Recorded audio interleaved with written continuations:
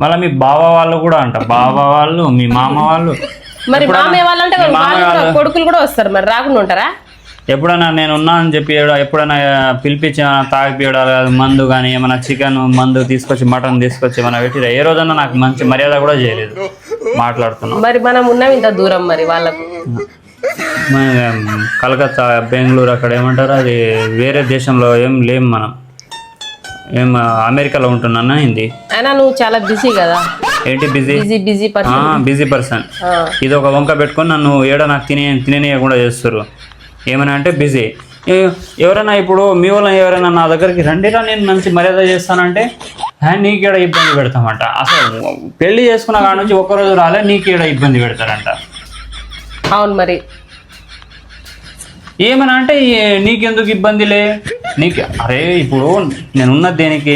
మీకు ఎప్పుడు ఏ రోజైనా నీకు మంచి మర్యాదలు చేసి మంచి వాళ్ళకి తెచ్చి మందు దాపియడం, వాళ్ళకి ఏదంటే అది పెడదామని ఏమైనా 1,00,000 ఖర్చు అయినా సరే కానీ రచ్చ చేద్దాం అనుకుని ఉంటా. కానీ ఎవ్వరు రాడు, మీ వాళ్ళు అసలు రానే రారు. నీకు అంత ఇబ్బంది ఎందుకు కానీ నన్ను పంపి బావా టూర్కి.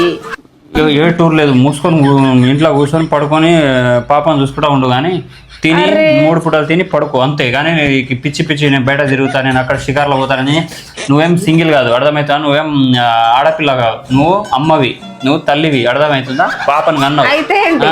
అయితే ఏంటి అంటే చిన్న పాపని తీసుకొని రోడ్ల మీద అక్కడ ఇక్కడ తిరుగుతావా? పిచ్చి గిట్ట లేచిందా నాటకాలు చేసుకుంటా? మేము వెళ్ళేది బస్సులా,